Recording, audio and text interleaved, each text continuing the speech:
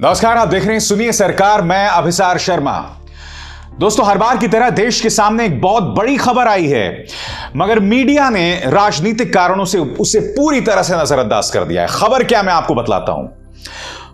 मोदी सरकार ने कल लोकसभा और राज्यसभा में एक ऐसा बिल पारित कर दिया है जिसके अंतर्गत अब आपका वोटिंग आई कार्ड आपके आधार कार्ड के साथ जुड़ जाएगा। आप में से कई लोग कहेंगे कि भाई इसमें क्या प्रॉब्लम है। बिल्कुल सही कहा आपने। जो लोग इसकी गंभीरता को नहीं समझेंगे वो लोग यही कहेंगे इसमें क्या प्रॉब्लम है। मगर आपको यह समझना पड़ेगा दोस्तों कि आपके आधार कार्ड के अंदर क्या क्या जानकारियां हैं। आपके आधार कार्ड के अंदर आपकी जिंदगी की तमाम जानकारियां हैं।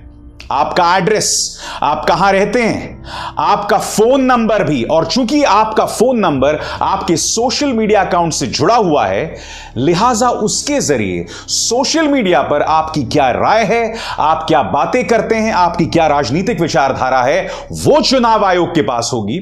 और चूंकि आप जानते हैं कि मोदी सरकार में चुनाव आयोग में बैठे अधिकारी किस कदर मोदी सरकार के सामने नतमस्तक हैं, वफादार हैं, लिहाजा आप समझ सकते हैं वो सारी जानकारी एक पॉलिटिकल पार्टी के हाथ में होगी। अब मैं आपको कुछ दिनों पहले एक खबर की ओर लेकर चलना चाहता हूं। प्रधानमंत्री नरेंद्र मोदी एक बैठक बुलाते हैं, उनका कार्यालय एक बैठक बुलाता है और उस बैठक के लिए वो लोग चुनाव आयोग को आदेश देते हैं कि आप इस बैठक में आइए। आप जानते हैं केंद्र सरकार ऐसा नहीं कर सकता, क्योंकि चुनाव आयोग एक स्वायत्त संस्था, एक ऑटोनोमस बॉडी है, एक संवैधानिक संस्था है। यहां तक कि चुनाव आयोग के प्रमुख सुशील चंद्रा इसका विरोध भी करते हैं, मगर उसके बाद उस बैठक में उन्हें जाना पड़ता है। आने वाले हैं उत्तर प्रदेश के चुनाव और अब केंद्र सरकार एक ऐसा कानून लेकर आया है जिसके अंतर्गत अब आपका आधार कार्ड जो है वो जुड़ गया है वोटिंग कार्ड के साथ। मैं जानता हूं सरकार क्या कहेगी। सरकार यह कह रही है कि देखिए कोई जबरदस्ती नहीं है, यह तो हम स्वेच्छा से कर सकते हैं। मगर आप भी जानते हैं दोस्तों, आधार कार्ड को लेकर सुप्रीम कोर्ट का आदेश भी आया था, मगर आज कई जगहों पर आधार कार्ड मांगा जाता है। जो तमाम कानूनों के बारे में यह कहा गया था, नहीं साहब इसमें जबरदस्ती नहीं है, इसमें जोर नहीं है, इश्क पर जोर नहीं है, मगर बाद में जबरदस्ती ही कराया जाता है। आप सब जानते हैं दोस्तों कि वोटिंग जो है वो एक गुप्त प्रक्रिया है। आज की तारीख में अब चूंकि वोटिंग आई कार्ड से आधार कार्ड जुड़ रहा है, लिहाजा यह गुप्त नहीं रही। आप यह भी जानते हैं दोस्तों, कई राज्यों में ऐसी ढेरों मिसालें सामने उभर कर आई हैं जहां हजारों नहीं लाखों की संख्या में वोटर्स का डिसएनफ्रेंचाइजमेंट हो गया है, यानी कि वोटर्स लिस्ट से उन्हें हटा दिया गया है। केंद्र सरकार तमाम तर्क दे रही है, मगर जनता को उन तर्कों पर विश्वास करने के लिए केंद्र सरकार को और मेहनत करनी पड़ेगी। क्योंकि यह कौन सी केंद्र सरकार है मैं आपको बतलाता हूं। यह वो केंद्र सरकार है जो पेगासस के जरिए कथित तौर पर अपने नागरिकों की जासूसी करवाती है। अब आप कहेंगे इसको लेके क्या प्रमाण है, क्योंकि केंद्र सरकार ने इस बात को नजरअंदाज भी नहीं किया है, इनकार भी नहीं किया। और आप जानते हैं इस्राएली सरकार जो है सिर्फ सरकारों को पेगासस बेचती है। और हमारे देश में किन किन लोगों की जासूसी हो रही थी? आतंकवादियों की नहीं, राहुल गांधी की, प्रशांत किशोर की, रोहिणी सिंह, स्वाति चतुर्वेदी, पौरंजॉय गुहा ठाकुरता जैसे पत्रकारों की, जजेस के ऊपर सेक्सुअल हैरेसमेंट, यौन उत्पीड़न का आरोप लगाने वाली बेकसूर लड़कियों की और उनके परिवार के सदस्यों की जासूसी हो रही थी। यह वो सरकार है दोस्तों। तो मैं आपसे सीधा सवाल करना चाहता हूं, जब यह सरकार यह कह रही है कि साहब इससे आपके अधिकारों का कोई हनन नहीं होगा, तो क्या हम इस सरकार पर विश्वास कर सकते हैं? सबसे पहले मैं आपको बतलाना चाहूंगा कि केंद्र सरकार में मंत्री किरण रिजिजू, जो कि लॉ मिनिस्टर भी हैं, वो अपनी बात किस तरह से रख रहे हैं और इस तर्क में ढेरों दिक्कतें हैं। हम लोग सब चाहते हैं कि देश में जो इलेक्टोरल रोल है, सूची है, चुनाव सूची है, वो अच्छा हो, सही हो, जेन्युइन हो, ये सब चाहते हैं। इलेक्शन कमीशन भी यही चाहते हैं। तो इसमें एक प्रावधान डाला गया है कि आधार कार्ड जो एक नागरिक के पास या जो एक ऑर्डिनरी रेसिडेंट के पास आधार कार्ड है, उसको इलेक्टरल रोल के साथ लिंक करने का एक प्रावधान रखा है। ये वॉलंटरी है, कंपल्सरी नहीं है, मैंडेटरी नहीं है। तो मुझे लगता है कि ये बहुत अच्छा चुनाव सुधार का जो प्रपोजल लेके सरकार आए हैं उसको पूरा सदन समर्थन करेंगे, मेरा ऐसा उम्मीद है। और बाद में माननीय सदस्य इस पे जब कहेंगे तो मैं पूरे क्लैरिफिकेशन के साथ, जस्टिफिकेशन के साथ बताऊंगा कि ये चुनाव सुधार देश के लिए कितना जरूरी है। मैं फिर दोहराना चाहता हूं दोस्तों, पूरी की पूरी जो वोटिंग प्रक्रिया है वो गुप्त प्रक्रिया है। आप उसे नहीं जोड़ सकते हैं किसी के आधार कार्ड के साथ जिसके अंदर आपकी फोन की जानकारी होती है, आपका एड्रेस होता है, और यही नहीं, उसके जरिए आप सोशल मीडिया पर क्या कहते हैं, आपकी क्या जानकारी है, वो सब भी है। आपको यह भी नहीं भूलना चाहिए कि भारत एक ऐसा देश है जहां डेटा प्रोटेक्शन, यानी कि सोशल मीडिया में आपकी क्या क्या राय है, उसको लेकर बहुत सी दिक्कतें हैं, कोई पारदर्शिता नहीं है। ऐसे में क्या हम सरकार पर भरोसा कर सकते हैं इस कानून के साथ जो वो लेकर आए हैं? क्या कह रहे हैं कांग्रेस के नेता शशि थरूर, आइए सुनते हैं। Very much. I will not take up the time of the House by repeating the excellent arguments already made, but I will add one more argument, sir. We are forgetting that Aadhaar was only meant to be a proof of residence. It is not a proof of citizenship. In our country, only citizens are allowed to vote, sir. So if you are in a position where you are asking Aadhaar for voters, all you are getting is a document that reflects residence. It does not reflect any proof of citizenship. And therefore, you are potentially giving the vote to non-citizens. So this is an additional objection in addition to the four important objections already raised by other colleagues. यही नहीं दोस्तों, कांग्रेस के नेता मनीष तिवारी ने कहा कि Puttaswamy judgement है, वो पुत्तुस्वामी जजमेंट जिसने कहा था कि आपकी प्राइवेसी, आपकी निजता आपका बुनियादी अधिकार है। सरकार का यह कदम उसका उल्लंघन कर रहा है। क्या कह रहे हैं मनीष तिवारी, सुनिए। Mr. Chairperson, sir, the Aadhaar Act does not allow for the linking of the Aadhaar number to the electoral roll. The Aadhaar Act is very explicit. It is an act which is for the targeted delivery of financial and other subsidies, benefits and services. Voting is a legal right. चुनाव में vote देना एक legal अधिकार है और इसलिए ये जो आधार एक्ट है इसके लेजिस्लेटिव कॉम्पिटेंस के बियॉन्ड है। इसलिए हम इस विधेयक की इंट्रोडक्शन का विरोध करते हैं और मंत्री जी से ये दरखास्त करते हैं कि इस बिल को वापस लिया जाना चाहिए, because it is beyond the legislative competence of the government to interfere. और सिर्फ कांग्रेस के मनीष तिवारी ही नहीं, शिवसेना की प्रियंका चतुर्वेदी ने इस मुद्दे पर करारा हमला बोला है।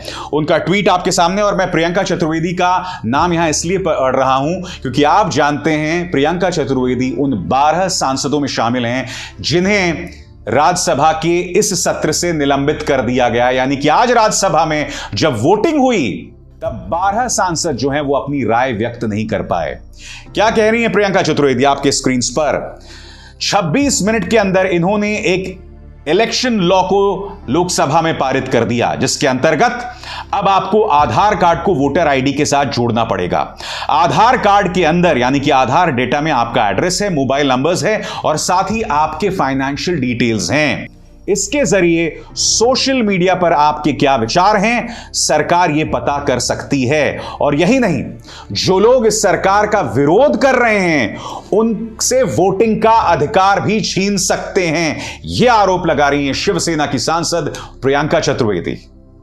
यही नहीं, आपके स्क्रीन पर अधीर रंजन चौधरी और सुप्रिया सुले दोनों सांसद, दोनों यही कह रहे हैं कि सरकार को आखिर इतनी जल्दी क्यों है इस कानून को लाने के लिए। सुप्रिया सुले तो यह भी कह रही हैं कि अगर सरकार चाहती है कि इलेक्टोरल रिफॉर्म्स लाए जाएं, यानी कि चुनावों में सुधार लाया जाए, तो एक अरसे से महिला रिजर्वेशन, विमेन्स रिजर्वेशन अटका हुआ है। यह सरकार इस पर क्यों कुछ नहीं करती है? क्योंकि मैं नहीं भूला हूं, एक जमाना था जब भारतीय जनता पार्टी और कांग्रेस दोनों एक मत थे महिला रिजर्वेशन को लेकर। उस बात को लेकर आखिर मोदी सरकार क्यों भूल गई? क्या महिला रिजर्वेशन या विमेन्स रिजर्वेशन पार्लियामेंट के अंदर उसके लिए प्रायोरिटी नहीं होनी चाहिए, प्राथमिकता नहीं होनी चाहिए? ऐसे में वो ऐसा बिल क्यों ला रही है जिसको लेकर इतने सारे सवाल हैं? और आप जानते हैं दोस्तों, सबसे दिक्कत की बात क्या है? कल इन्होंने महज 26 मिनट में, सही सुना आपने, महज 26 मिनट में लोकसभा में यह बिल पारित कर दिया। बात वहां नहीं रुकी, आज राज्यसभा में भी यह बिल आया, चर्चा जरूर हुई और यह भी मांग की गई कि आप इसे सेलेक्ट कमेटी को भेजें ताकि इस पर फिर से विचार हो। मगर उपसभापति हरवंश जी ये कह रहे थे कि सांसद जो हैं वो प्रदर्शन कर रहे हैं, वेल ऑफ द हाउस में हैं, लिहाजा हम इस पर डिवीजन ऑफ वोट्स नहीं कर सकते हैं।